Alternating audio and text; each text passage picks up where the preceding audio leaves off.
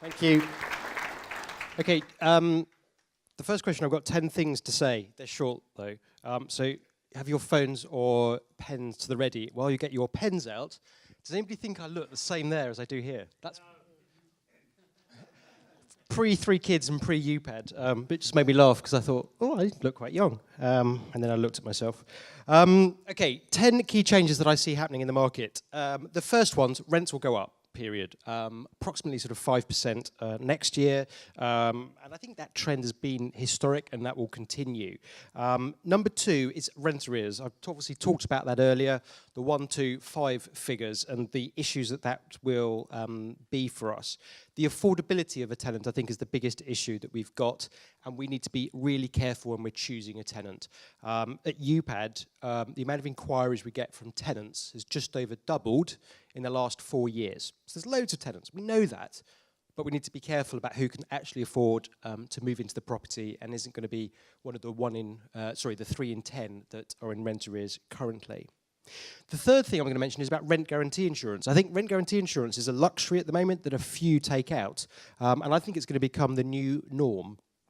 And the reason being, and we offer it at UPAD, but there's a couple of things to look out for. First of all, make sure there is no excess if ever you take out rent guarantee insurance. And the reason I say that is, unlike life assurance, should somebody get a terminal illness, if you're not paid out for 3 months or 6 months, but you are for the following 10 years, it doesn't really matter. But rent arrears is generally for a 3 to 6 month period whilst you get them evicted, or 2 months left in the tenancy agreement. So make sure on a policy you take out for rent guarantee insurance that there is zero excess, because otherwise it sort of defeats the purpose. It's also about £150 for the year. So 3 out of 10 tenants have been going into arrears in the last 12 months. For 150 quid, I can sleep at night type thing. I think it's just something to really consider, and I think it become the new norm. Fourth factor is the increase in self-serving. I think there's so many tools online that allow landlords to do the business of being a landlord that it doesn't need a traditional high street agent. Furthermore, I don't think it's just about the tools that are available, but I think this idea of actively managing your property is a better solution. Couple of statistics: 9 out of 10 tenants would rather meet you on a viewing than an agent. If you are actively managing your portfolio, going round there every other month or once a quarter, you're going to get a better steer of what's happening in your property than if somebody else is doing it for you. And I think to ensure that you have a solid business, you need to be actively involved in it rather than washing your hands. Fifth, I think, is there's going to be consolidation of service providers in the space. I think there's about 50 online letting agents out there. Most do quite small numbers in sort of back bedroom businesses. Obviously, UPAD is the largest and has the best ratings on Trustpilot, which is the equivalent of TripAdvisor, but for letting agents. But I think there's going to be consolidation on the letting agency side and on the estate agency side. There's a few conversations I'm in with at the moment, so I think that'll be tidied up. And I think it'll be better for consumers in terms of the offerings will improve as well as less players out there. I think the fifth relates to finance. 2 figures: the fact that mortgages will be stress tested not at the pay rate but at 5.5%, and the fact that several lenders, TMW as an example, are already doing that as a metric at the moment, means that the amount that we will be able to borrow is going to be less than what it was last year. The fact that the rental cover is going to be 145% in the main for most buy-to-lets rather than the 125%, I think is 2 alarm bells for us. The amount you can borrow for a purchase, especially in London, is going to be a completely different kettle of fish to what it is currently. But the other bit, and I think the more interesting bit, and Richie probably knows a lot about this, is actually in 3 years' time when that deal comes to an end. Because if you want to start looking at best deals out there, the likelihood of somebody else offering you the same terms, i.e. being able to borrow the same amount, I think is going to be completely and utterly diminished. And I think lenders will be basically putting you on standard IVRs and you'll be screwed on rates, and there's nothing that you can do about that. But I think that would be an interesting thing for us to talk about. 7 is uncertainty. Brexit, what's happening in the US, maybe just people put their heads down for a bit and just keep quiet and see what happens. 8 is being a political football. That's us as landlords. We've been used as such, whether it's to do with stamp duty and leading into other things, mortgage interest relief, my number 9. I just don't get it. Part of me actually thinks the 2 million landlords in the UK, we should all actually just sell up and go, come on, government, what are you going to do? You've sold all your silver, you don't have property, you haven't built enough, we're sort of 1 million households short in the UK, you actually need us, so don't start stabbing us in the back. And part of me would be interested to see what happens on that. And the final thing, which is a bit dull, but it's really, really important, it relates to burden of proof.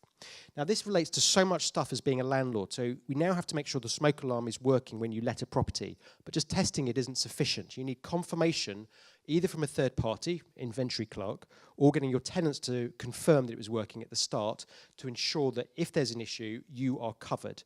The same applies with issuing an EPC, gas safety certificate, etc., etc. But it's the burden of proof to cover you should you need to go to court or otherwise that you've done the correct paperwork. The second bit I'm not so concerned about. Are smaller landlords going to be a threat to the corporate? And the reason I say that is there is such a delay, as we've been talking about in terms of planning, that I think for the next few years at the very least, it's not going to be an issue for us as individual landlords. Combined with the fact there's a massive shortfall in the amount of houses that have been built and how much more demand is there for the rental space, I don't think this is an issue that's going to be on the cards for quite some time. We've got more and more tenants coming into the space. Those that are in the space are renting for longer in terms of their age group that they're renting for. So I'm generally not concerned by that. And then the last one, what's the impact of admin fees? I was going to cheat and look at City AM and what I wrote, which might be sort of quite helpful. But few thoughts. First of all, May and Hammond, and not the Top Gear guys, both voted against it previously. So it's like, what? But actually, I'm so in favour of it being banned. High street agents in sales have generally moved into lettings as they're seen as an opportunity when there's less properties to buy that have been coming about. They've gradually been putting up their fees. I know one that begins with F that operates in London with Green. 2 years ago, they thought, we could put it. They put it up by 50 quid per tenant for admin fees, and it was 2 million quid in net profit for them per month just by doing so.